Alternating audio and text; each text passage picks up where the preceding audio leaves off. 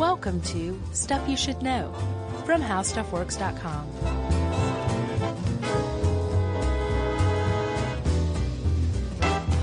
Hey, and welcome to the podcast. I'm Josh Clark. There's Charles W. Chuck Bryant. There's Jerry over there. We are swimmingly excited about this one because it is about sea monkeys. Jerry, is Mama sea monkey?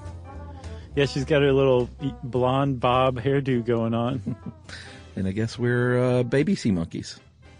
I guess. Yeah, that's cool. We'll let the dad not exist. Okay? We're brothers. That's right. I think that's a good move. With a non-existent father, which really explains a lot about us. A non-existent sea monkey father, no less. Yeah. So, Chuck, I realized that I don't know something about you, which is weird because we've been doing this for almost 10 years. And we're sea monkey brothers. We are.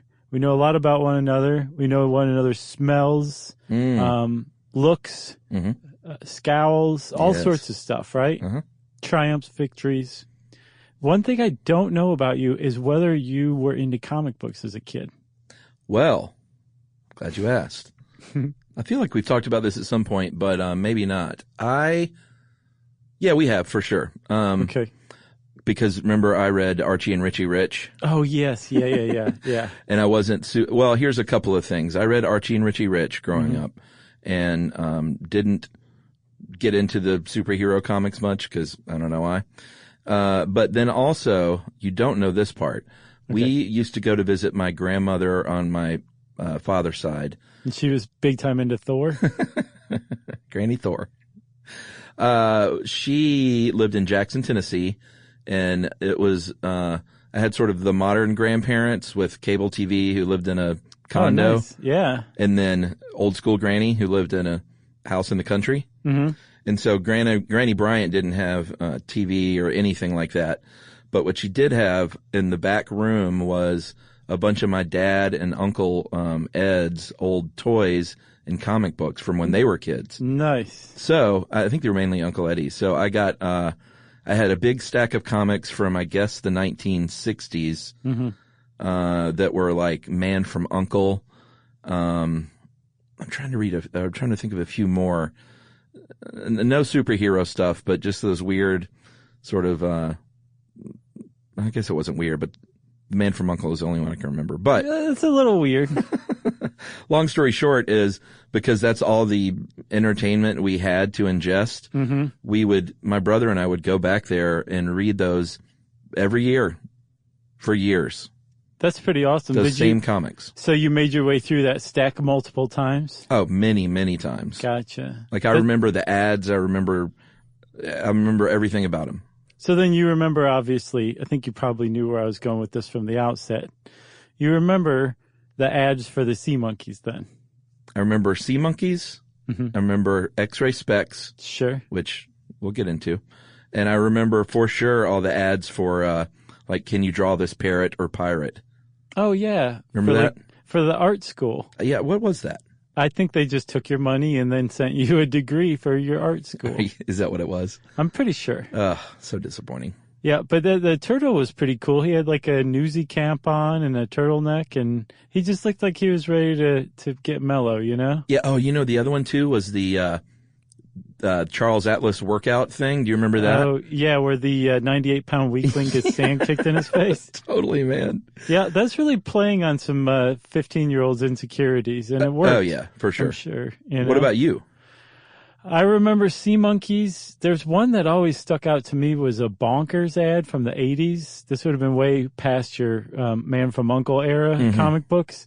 But I think I've asked you before if you'd ever had Bonkers. They're like these fruit chews. They were like just the superior Starburst. Okay. And there was a comic book ad in there with like this like kind of crotchety old lady in it. And I don't even remember the gist of it. I think maybe she was mad that the kid was eating Bonkers and enjoying it. I don't know. But I'll never forget that comic for some reason because the colors in it were just perfect, and they struck my brain just right. So I've always got that Bonkers comic book ad in there too, and a lot of Bubble Bubble Yum comic book ads are stuck in there as well. Nothing that means anything really, and certainly nothing pertinent to this episode except for that Sea Monkeys ad. Yeah, but you and I were also into Mad Magazine big time, which I believe was ad-free, wasn't it? It was. They had like those fake ads. Oh, yeah, of course. Which were pretty hilarious. Satirical ads. Sure. But no, I don't think they had any like actual ads in them. They were just strictly subscription based. That's right. So in that Sea Monkeys ad, if you'll remember correctly, and I think for many decades it was virtually the same thing. Yeah. It was this kind of group, this tribe of humanoid figures. It was a family. It was a family, but exactly what kind of family they were is really up for debate. So they were kind of lanky, like stringy, ropey arms and legs, paunchy tummies. Yeah. Naked as the day they were born. Sure. Webbed feet, webbed tails, like the end of their tail was like webbed, which if you look closely, I think was probably just a device to cover Dad's junk in the illustration. They were like, we need something on the end of their tail there, buddy. It's just like this classic illustration of the Sea Monkeys that apparently was done by this guy named Joe Orlando. Mad Magazine. He's from Mad Magazine. Creepy Magazine is another one. He ran some comic lines at DC Comics for a while. He's kind of a legend. But he's also extremely well known outside of the comic world for having drawn that Sea Monkey family. Yeah, I mean, I'm looking at it right now. Look at that. It's like unchanged. I know. And what's great, too, is we'll talk about later, some people went in and fiddled around with it. And if you look now, if you go to buy the Sea Monkeys now, they're basically back to the way they were before. Well, yeah, and we'll get to that, too. You also did mention the castle, which is kind of key because somehow they have these little crown-like heads, and I guess we're kings of the bowl. I guess. They were a royal sea monkey family. Kings of the fishbowl and only inhabitants, actually. So so you could proclaim yourself the royal family. You mean I've done that at our house. So if you look closely at some of those ads, they say there's like a little fine print that says these are caricatures of sea monkeys. It's not actually what your sea monkeys look like, or it's an artist's interpretation or something like that. And it turns out that sea monkeys, and just prepare for your childhood to blow away like so much dust in the wind, Chuck. Sea monkeys don't actually exist. There's no such thing. Yeah. Did you know that already? Well, of course. Well, sea monkeys, as sea monkeys, don't exist, but they are real little living creatures that you buy and have shipped in an envelope back in those days. In an envelope to your home. And they are actually their own thing. So what they are ultimately is something called Artemia or brine shrimp. Yes. But the guy who ended up calling them sea monkeys was actually well within his right to call them something different than just brine shrimp because they're a hybrid version of brine shrimp. The guy who invented sea monkeys actually tinkered along with a microcrustaceans expert named D'Agostino. I can't remember his first name. I think when you have a name like D'Agostino, you can just go by that. So D'Agostino and this guy named Harold von Broughton, or Braunhot, right? They got together and they actually took brine shrimp and made them into something different, a hybrid version that we now know and love as sea monkeys. Yeah, so the literal sea monkeys that you buy don't exist in nature. Right. They are a man-made creation. I don't think we can get that through clearly enough because it's scientifically, it's pretty amazing. And they did that because they couldn't find any of these brine shrimp varieties that would live through the shipping process and be able to be essentially rehydrated and brought to life to the delight of children. So they made them. Right. And there it was worked. no clapping and squealing with original brine shrimp, right? No. So through these crossbreeding programs, they made brine shrimp. Brine shrimp were already, I think you can still go to pet stores and buy them. They're a type of food. They're a pet food. Yeah. They're just like tiny little microcrustaceans, and they enter into what's called cryptobiosis. Yeah. And they're basically, if you'll remember our tardigrade episode, they basically do the same thing that tardigrades do. They enter into the state of suspended animation, a desiccated state where they're just dried out and just sitting there waiting for the conditions to be right to basically come back to life. That's what sea monkeys are. Yeah, so you get this little package. They're brine shrimp eggs is what it is, or what they are. And then you get purified water, put them in there. And I believe there's a growth formula as well, right? Yeah, that's like their food. It's like spirulina and yeast, I believe. Right, but no one truly knows what the exact formulation for all this stuff is because it is locked in a vault in Manhattan because it was the only one that worked, and it was owned by this Van Broughton character. Van Broughton? Braunhut. Braunhut. Yeah, no, it's a tough word, a tough name to say. I've seen it 100 times in the last 8 hours, but still. Yeah. So, until he died in 2003, Harold von Braunhut and his wife Yolanda were the only two people on the planet who knew what this special formula was that created those conditions. Because remember, you've got sea monkeys, little brine shrimp, that are in the state of cryptobiosis, this dried out, desiccated state.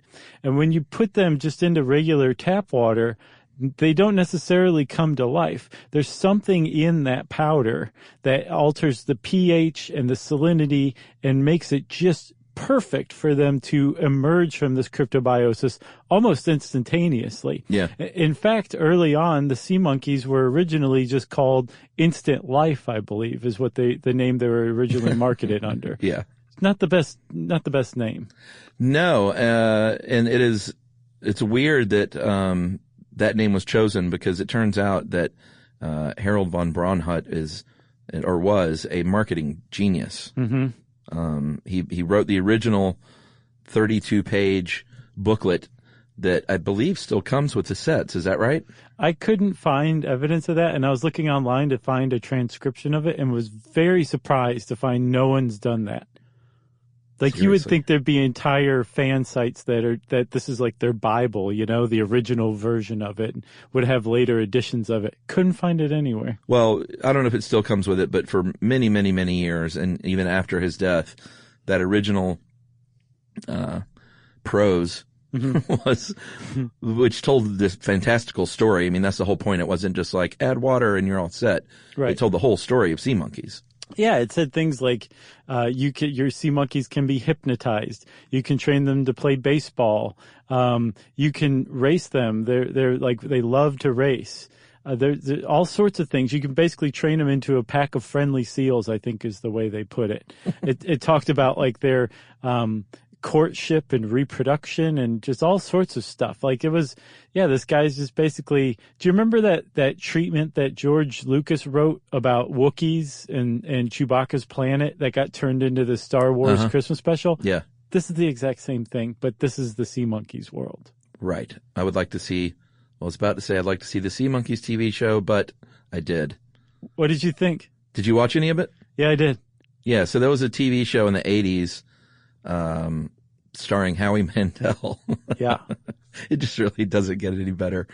Like, who else would have been better than Howie Mandel for that? It was Howie Mandel. He produced it as well, along with the Chiodo brothers, who were known for making Killer Clowns from Outer Space. Yeah, so you know what you're kind of going to get there. It is the definition of camp. Like, they watch Pee-wee's Playhouse, and they're like, this is kind of campy, but let's increase it by 35%. Yeah.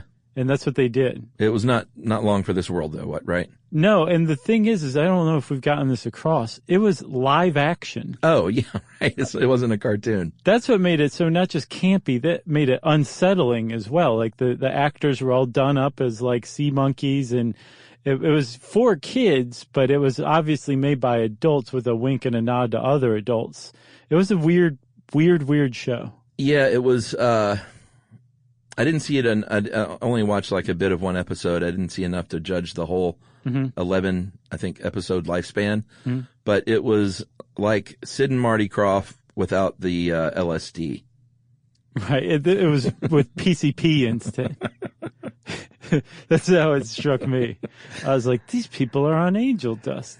Yeah, but all this to say that it was and continues to be a big selling item. Like, kids loved sea monkeys. They bought them, And, I mean, from what I can tell, when kids bought sea monkeys, they didn't care that they didn't look like those things. And they were just thought it was cool that something they got in the mail really did come to life. Yeah, for sure. And you could raise them. And after some tinkering, von Braunhut, managed to get them to live for a while. So these were like pets to the kids. Plus, I also think, Chuck, I suspect, and this is a big reason why sea monkeys were such a success, von Braunhut, when he started to market these things early on, he was following immediately in the wake of something called instant fish that I think Whammo had tried to market and had failed terribly at.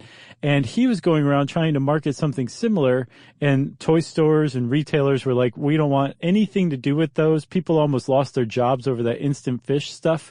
Get out of here. So von Braunhut, in a stroke of genius, said, you know what? I'm going to go right to the source. So he started marketing directly to kids. He started hanging out at elementary school parking lots. He did. And he'd be like, here, kid, come look at my minivan. I've got a bunch of stuff for you to choose from, right? Yeah, well, the comic book thing was a stroke of genius. How many, like 3.5 million ads a year? Was that it? Or pages? 303 million pages. Oh, wow. A year. And now so most of those were 2-page inserts. Uh-huh. So that's 150 million issues of comic books a year. I wonder how expensive that was. I don't know. I'm quite sure he got some deals over the years because he started that marketing push in 1964. Mm-hmm. And I don't know exactly when it stopped, but it was well into the 90s that there were sea monkey ads in comic books still that were virtually the same as ever. Did you ever buy any of that stuff? I had a friend who had sea monkeys. I never did myself. Oh, but that was a point that I was getting away from that I wanted to make. I think one of the reasons sea monkeys were successful was because it wasn't just that these things were pets or whatever. You ordered them yourself. Like, you handled this transaction yourself. Right. And you got to show your friends something that you purchased. Like, your parents didn't take you to the store or anything like that. You contracted with this strange man to buy these brine shrimp from him, and they arrived and you folled the instructions, and now they're floating around. Yeah. Well, you probably got mom or dad to cut you a 49-cent check, or have them cut a check. Or you maybe got the funds from your lemonade stand and converted that to a cash bond. Yep. A convertible note. A bearer bond. I don't know what any of that stuff is. But yeah, so you probably had a little assistance from mom and dad, or maybe you put $1 in an envelope. I'll bet many kids did. I wonder if Braunhut sent the change back, or was like, I'm keeping this change, kid. Right. Just to teach you a lesson not to send $1 bill in the mail anymore. Yeah, because you can't send change in the mail, right? Right. So, I mean, suffice to say, sea monkeys were and are just like one of the classic toys of all time, largely because of the way they were marketed, right? Well, yeah, and von Braunhut, this was not his only jam. He had close to 200 patents on everything. Like, we mentioned the X-ray specs, and that great ad of the guy looking at his hand, or the sexist, misogynistic ad of him leering at a woman in a dress. Right. And X-ray specs were very disappointing when you got those, because it was 2 pieces of cardboard with little pinholes that you look through, and in between the cardboard where that pinhole is a feather. Right. And so what it did was it basically projected 2 overlapping images of the same thing. So the edges around the outside of it were just kind of fuzzier than the middle. Basically, yeah. Supposedly that was what an X-ray of your hand looked like. Yeah. So that's a case of fraud. Yeah. That's a good way to put it. Or what about the invisible goldfish? That was another one. That's so fraudulent that it's just beautiful. It's elegant in its fraudulence. Well, but it's almost not fraudulent, because here was the deal. He sold what was called invisible goldfish, which basically means nothing. He sold nothing successfully. Right. It was the kit came with the fishbowl, fish food, and instructions, and that was it. And there was a guarantee that you would never see your invisible fish, because they would remain invisible. Yeah, and I think that is the distinction that makes it not fraud. Right. Is he basically said, you're not going to see anything in this bowl. Yeah, and that was that. What else did he do? He invented Balderdash. The game. That's right. He also invented those doll's eyes where you lay your doll back and its eyes close. He invented those. Yeah, he invented that technology, which was a game changer for creepy baby dolls. He also, even before his days of inventing, he was an interesting guy. Basically, his whole life, he raced motorcycles and cars under the name the Green Hornet. Mm-hmm. He was a talent manager for a couple of people. One was a mentalist. Yeah, talent manager like Broadway Danny Rose was a talent manager. Okay. I don't know who that is, but I'm going to go along with it. What is that? Is that what's that from? The name's familiar, but I don't know who it is. It was a Woody Allen movie where he played. Okay. It was a talent manager that managed people like this the high divers that would dive into shallow pools and mentalists and this guy was even wasn't he a mentalist for a little while? I didn't see that. I wouldn't be at all surprised. Yeah, I think he did a little work as the Great something. Did you see? Well, he managed a guy named the Great Danager. I didn't get whether that was him or not, though. It could have been. No. That was him, and he had his own act for a little gotcha. while. Okay. Did you see the guy who the high dive guy? Did you see his jump? No. Oh my. Okay. There's a guy named Henri Lamoth, I believe. Yeah. Henri Lamoth. If you go look him up, HenriLamoth, you're going to be treated to an AP video that was shot in the early 70s from the looks of it, where he's opening up for an Evel Knievel act in a parking lot in God knows where in New Jersey. And he climbs up this ladder, a 40-foot ladder, and beneath is one of these tiny little kiddie pools filled with like 18 inches of water. And this guy who is clearly in his mid-70s, maybe older, dives 40 feet into 18 inches of water in a kiddie pool, belly first. He does basically a belly flop and immediately stands up with like, ta-da! It's one of the most amazing things I've ever seen in my life. And this guy, Harold von Braunhut, managed that guy back in the day. He was a magician who worked under the name the Great Telepo. That's a pretty good name. And he also invented something called the Directomat, which was this device where you punch in your destination in New York, like you're in New York City, you punch in your destination and the machine told you the fastest subway route. Oh, that's smart. It was Google Maps. That's very smart. Like 50 years early. But using like punch cards instead of, real technology. Basically. But I mean, the guy, not only was he a marketing genius, he had a real knack for inventing some successful, useful things. So he had this other thing that you could get for like $59.95. And it was actually a weapon, so much so that he was stopped at LaGuardia Airport in 1979 and arrested because he had a briefcase of samples of this stuff that he was selling, I think, through mail order. And it was called the, Kyoga Agent M5? Yeah, the Kyoga Agent M5. It's basically a telescoping metal whip. Mm-hmm. You've seen the telescoping batons and things. Right. That cops can use, I guess. Or I sure. guess anybody can use them. And do. I actually had one of those for a little while for some reason. Did you really? I did. I thought, you know what? I'm not a gun guy, but I thought I'll put this thing in the floorboard of my car. Sure. And if anyone ever reaches their hand in the window, then they're going to get a wrapped knuckle. Smart. That's funny. I don't know where it went, though. It didn't telescope properly, so I was like, that's probably not good. No, it's not, because that's not what you want. And plus you have to practice with that kind of thing. It's a big commitment. You just turning and running is way better. Well, yeah, I went back to plan A, which is poop my pants and cry. Right. And hopefully that works. No one wants to punch a guy who's just pooped his pants, All right. So not in the butt, at least. Right. So this M5, telescoping whip, all right, this is where things get weird.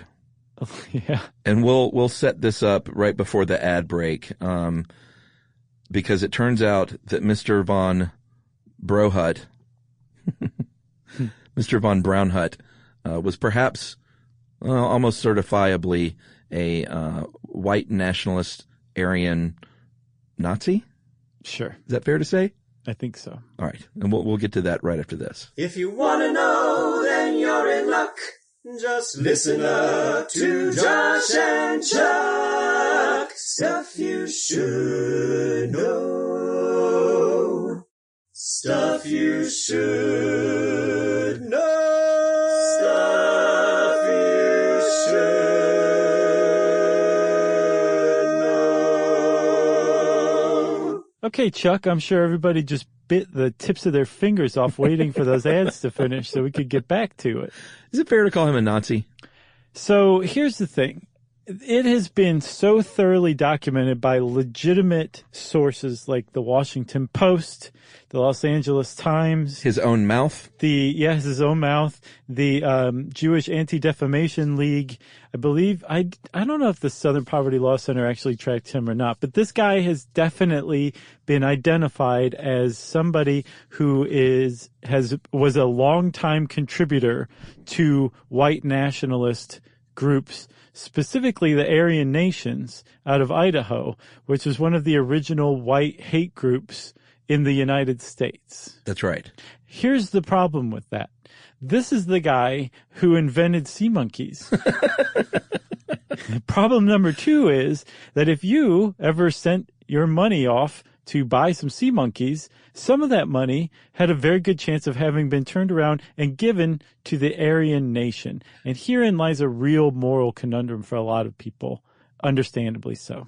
Yeah, so, well, I didn't see, did he just give money, period?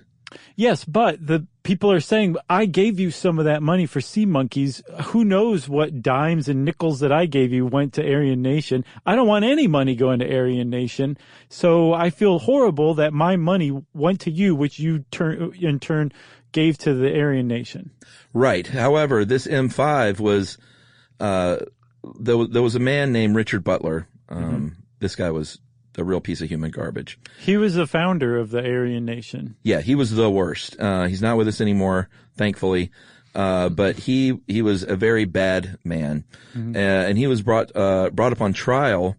And basically this, M5, little, telescoping whip that was invented by von Braunhut, that was specifically, used, that product and proceeds from that specifically went to a fund to help out Richard Butler. Right. Like, so, we know that for sure. Yeah.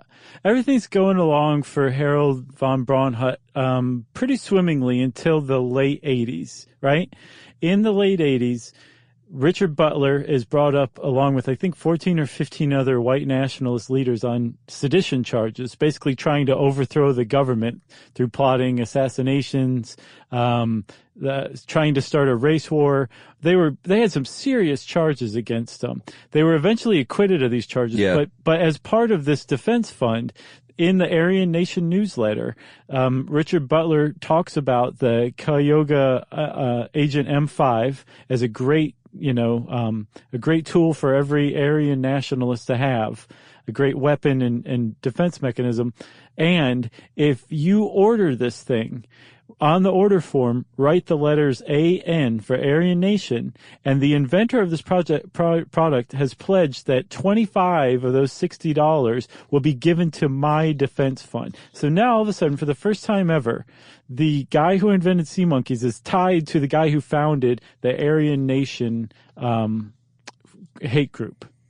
Yeah, and this was just like the beginning of the can of worms, which he did not invent the can of worms, but he should have.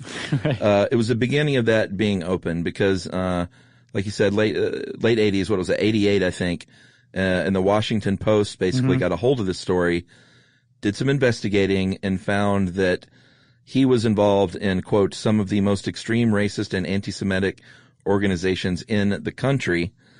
But here's the deal, like, there are quotes from his mouth that say things about inscrutable, slanty Korean eyes when dealing with Korean shop owners, and talking about Jews and black people, like literal quotes. Yet when he's finally contacted, this great article that we kind of started with was when he was still alive, he would deny that this was him. Right. But not try and clear it up or anything. Basically just say that's a bunch of bunk. There were newsletters, written for an organization called the National Anti-Zionist Institute, written by one Hendrik von Braun, but the return address was the same P.O. box that you sent off to get sea monkeys. Yeah, sea monkey like paraphernalia. Still today, same address. So it's not it's in Maryland, which is where he lived. Right. So he wasn't like covering his tracks very well at all. So all that started, that Washington Post expose specifically also came out of a property dispute. He later claimed that all of these were lies and that they were drummed up by somebody he was in a property dispute with. I think there was a developer who was encroaching on his land and he was suing them. And I think he said that the developer had brought all this up. The thing is whether the developer exposed it or not, or tipped the Washington Post off to this or not, this was already like pretty well known in the toy industry. Supposedly, yeah. And pretty well documented. Like, it wasn't just that this Harold von Braunhut gave money to the Aryan Nation. Like, he would go to their annual rally in Idaho and light the cross himself. He would speak at some of their conferences, and apparently not very well received. I thought that was pretty funny. Like, that he wasn't like the best speaker. No, he would kind of go off on topics that the Aryans weren't particularly interested in, like numerology or the pyramids or how it all tied together. Yeah. But the thing is, he had a lot of money and he was apparently quite willing to give it. Now, no one has ever documented a penny that was given to the Aryan Nation. The closest thing to a smoking gun is that newsletter from Richard Butler saying that the inventor of this has pledged $25 per. But the very fact that he was basically allowed into the orbit of Richard Butler himself strongly suggests that he actually followed through on those campaign pledges and legal defense fund pledges. And apparently a former spokesman for the Aryan Nation, who is now a reformed racist, he says, spoke out about Harold von Braunhut and said he didn't know exactly how much he gave, but he gave a lot and he gave pretty frequently when he was asked. Right. So things get a little weirder here because it turns out that von Braunhut was actually Jewish.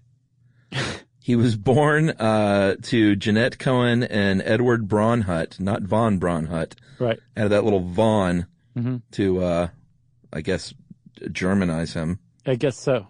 And he was born in New York City on March 31st, 1926 as Harold Nathan Braunhut.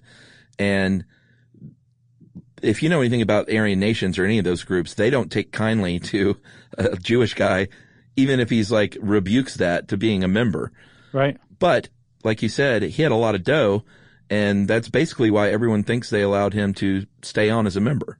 Yeah. So the 1988 Washington Post article did a couple of things. One, it outed the inventor of sea monkeys as an Aryan white supremacist. Or I should say just a white supremacist. He was an Aryan. It also outed him as a non-Aryan, as a Jewish person, born Jewish to Jewish parents, about as Jewish as you can possibly get, aside from being a practicing Jew, right? So he was outed in this Washington Post article like 2 times over. So everybody was mad at him from either side, right? The thing is like even after, I guess the Aryan Nation released a press release about this saying that they were disappointed to find out this guy that they were friends with was actually Jewish, but he was not kicked out of their circle. He stayed apparently as entracted as he was before and still was a part of the organization's conferences and stuff like that. Yeah. And it wasn't just the Aryan nations. In 1985, the Washington Post says that U.S. Attorney Thomas Bauer, there was a weapons case in 1985 against a member of the Klan, Grand Dragon Dale Roish. Yeah, it was in 1980, I think, that the transaction happened. Okay, but the weapons case was in 1985. Gotcha. And Van Braunhut basically loaned the guy $12,000 so he could buy more than 80 firearms. Yeah. Like, here, go buy a bunch of guns. Well, yes, and this is a Grand Wizard of the Klan, I believe, right? Yes. So the reason I pointed out that it happened in 1980, the year before, the Washington Post had drummed up in that 1988 article. The year before, he had paid like $1,300 for his parents' graves in a Jewish cemetery to be kept up in perpetuity. So this is like this is this weird dual life this guy is living, like born and raised Jewish, respecting his Jewish parents' funeral wishes and burial wishes, and then months later helping a grand wizard of the KKK buy 83 firearms and then taking possession of the firearms himself until the loan was paid back. It's crazy. It is a little crazy. It's quite surprising, actually, too. I mean, that's like a big 1-2 punch, you know? Yeah, so he didn't actually, he would do licensing deals over the years. That's how he ran his business. Probably smartly to do that, if you ask me. But over the years, there have been many companies that held the license for sea monkeys that he partnered with, and they all kind of had different reactions. There was one called Larmy Limited, one called Basic Fun, one called Educational Insights. There may have been more. Today, it resides with Big Time Toys. But this article that we dug up from when he was still alive, basically, this guy gets in touch with a lot of these people, and some of them said they believe the story, that it was just some story that this angry neighbor cooked up to slander his name. Other ones have said, yeah, you know what, everyone kind of knew about it, but we're not gonna take that out on the sea monkeys. Right. And he was a nice guy to us, and what he does in his private time is no one's business. Yeah, the thing is like some of the people that he was doing business with were Jewish and were taking some of the things he was doing in his private life personally themselves. Like the guy who was the president of Basic Fun, which that's one of the worst names for a toy company Basic ever. Fun. It's like, don't get too excited. This is just Basic Fun. They had a spin-off company called Minimal Enjoyment. Right.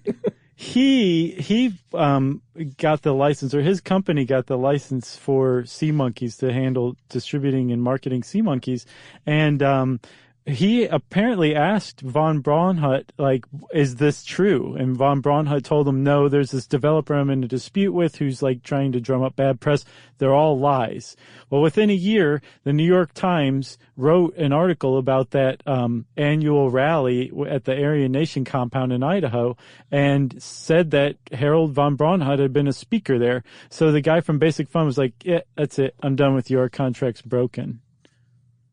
Yeah, I mean, that did happen sometimes over the years. And other times, you know, people, I guess money talks. So they were willing to put up with it. Yeah. Yep. It's crazy. He, you know, like when he was called personally, he said, I don't have to defend myself to you or anyone else. I'm hanging up. Right. So I guess it was a time when, you know, pre-internet, pre-social media where you could kind of get away with stuff like this a little easier. Yeah, I mean, like he was, yeah, it was just an open secret. And I think, like you said, I think you hit the nail on the head, man. When there's like this much money involved, and when you're talking about a brand where it's just like a beloved American icon, yeah, like people just look the other way on the fact that you're a white supremacist, you know? It's bizarre, but it's apparently this is a story of how the world works in that respect. Yeah, it was interesting for this one article, I think from the early 2000s. From the All? Was that? Oh, no. That was from 2011. The other one was. Oh, yeah. That was when he had currently, the licensee was Educational Insights. Mm-hmm. And they, at the time, it was funny to go back and read this, that they were trying to update the image for the sea monkeys. Yeah. And they had like these they hired some big advertising guy and marketing guy, and he came in and was basically like, no, man, like kids these days, they don't want these little skinny pot-bellied, king, queen, prince and princess family.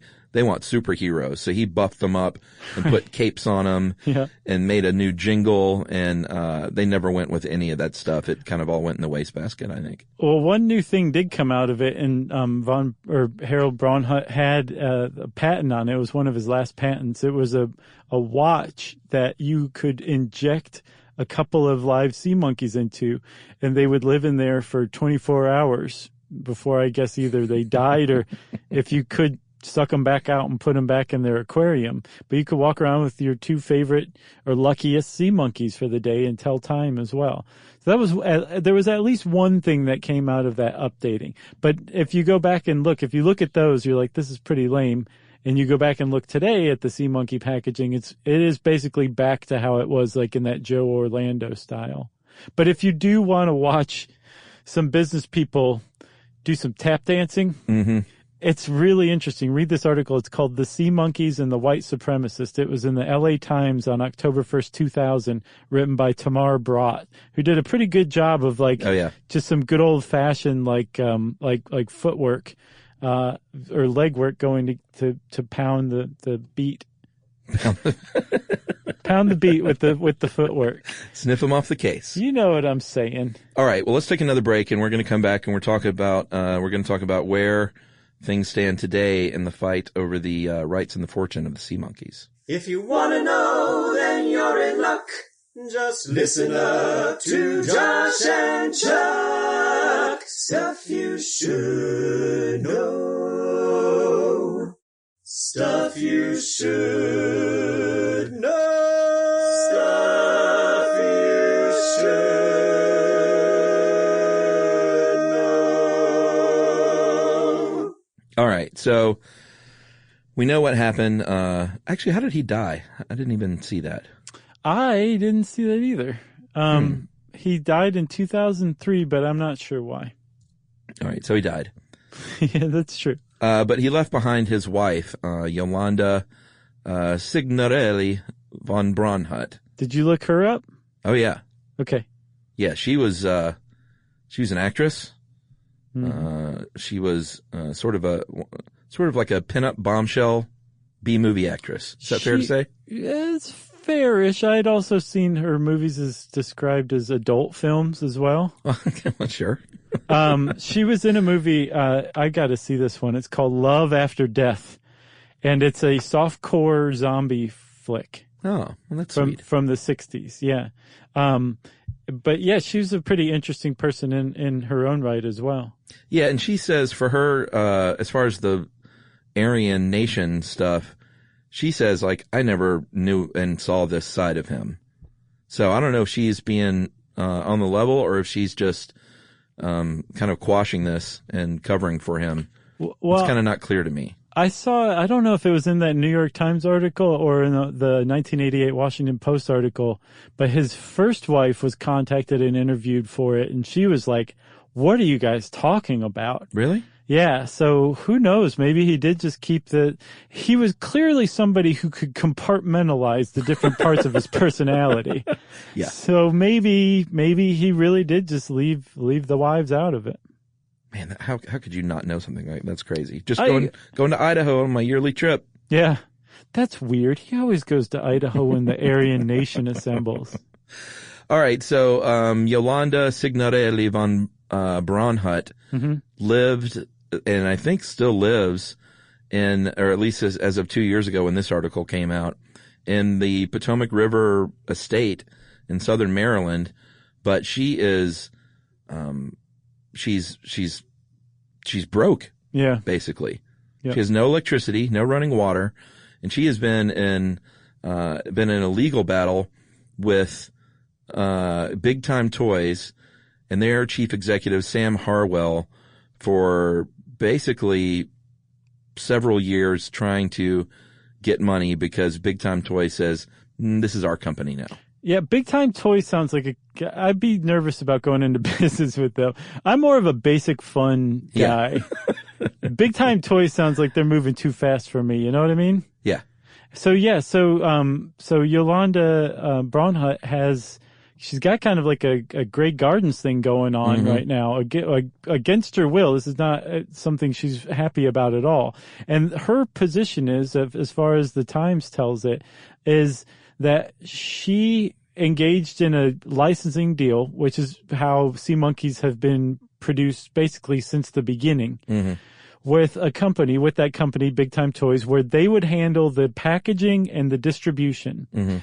And her company, her own little company, would handle making the actual sea monkeys that were put into the packaging that Big Time Toys sold, right? So Big Time Toys would buy the sea monkeys that they would put into the packages and then would turn around and sell to the public. That was the arrangement initially. Right. So we have the secret formula that no one else has seemed to been able to crack. This is Yolanda talking. Yeah. Should I have done my Yolanda voice? Yeah, let's hear it. I don't know what she sounds like. High-pitched Italian stereotype. Let's hear it, Chuck. No. It would offend like 3 different groups of people if I did that. Yeah, I think you would.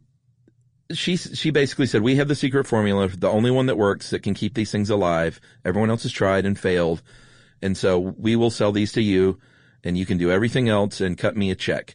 And there was also a side deal that said, you can buy this company, including the secret formula, for $5 million up front and then another $5 million in installments.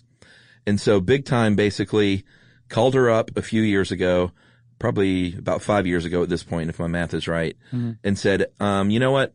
All these payments we've been making to you, for the licensing deal, we just kind of consider that layaway. And as far as we're concerned, we own Sea Monkeys now. Yeah, we've reached that $5 million point, so they're ours. Which ostensibly should not have been that money. It should have been separate payments. Right. If I understand this correctly. But I mean, when somebody does that, what are you going to do? You got to go sue them. Right. And that's what they're doing, and they're bleeding this lady dry, at least as far as this New York Times profile is concerned. And I mean, if you get into a fight like that and you don't have the money, you can lose. So this could be a sad end to the Sea Monkey saga, because here's the other problem. You might be saying to yourself, well, why doesn't she just not sell them the Sea Monkeys anymore? Well, she did. She stopped when they stopped making payments and said they owned the Sea Monkey brand. And it turned out that in this court case, that big time toys had been buying knockoff Sea Monkeys from China. And then that's what they were putting into the Sea Monkey thing. So apparently if you buy currently a Sea Monkey package, you're getting Big Time Toys packaging and Chinese knockoff Sea Monkey packets. Which don't work, apparently. I went and looked at Amazon reviews, and almost all of them, for all the products, said none of them hatched, or they hatched for like a day. These things stink. When I was a kid, they worked.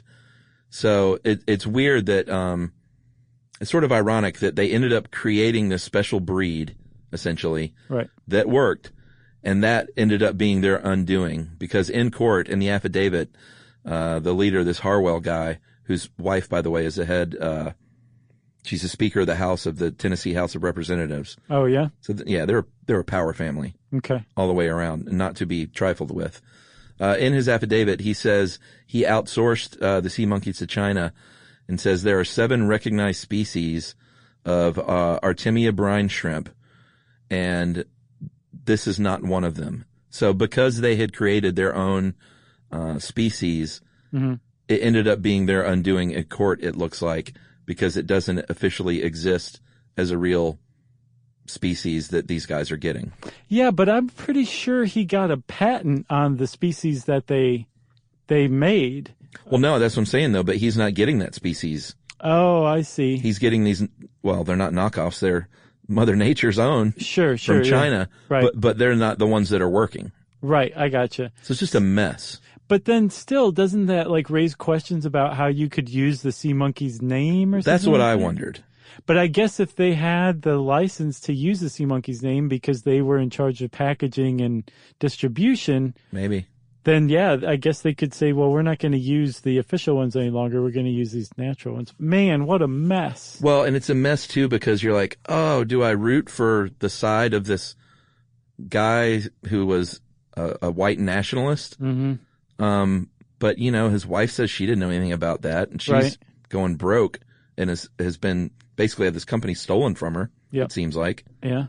It's just, I don't know. I don't know what to think. Or do you root for the guys who are apparently stealing the company from the toys? widow of the white nationalist? Can't root for big time toys. Yeah.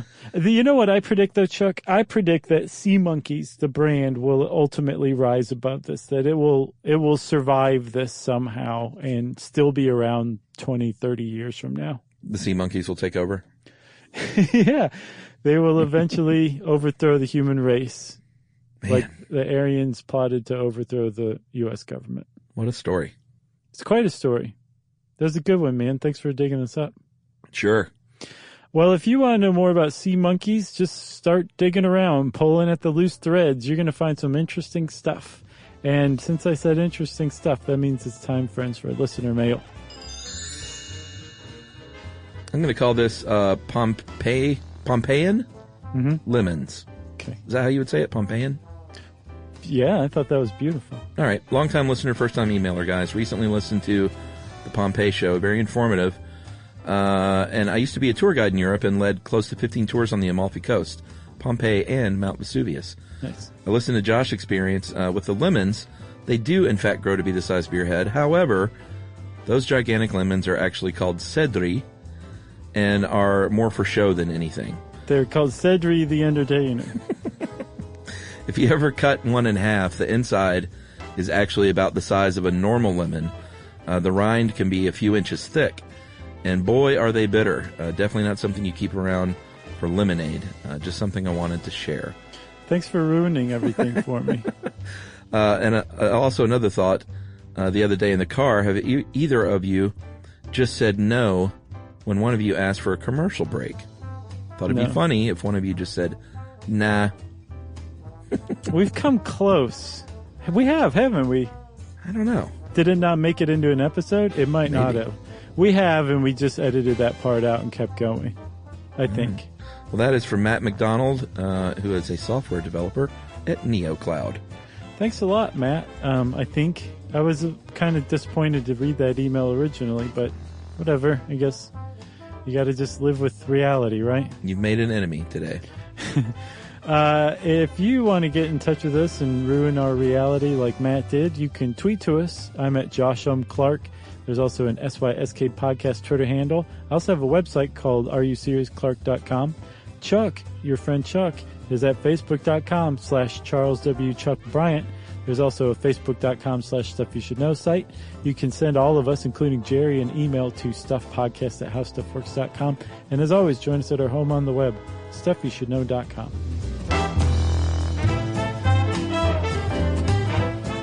For more on this and thousands of other topics, visit HowStuffWorks.com.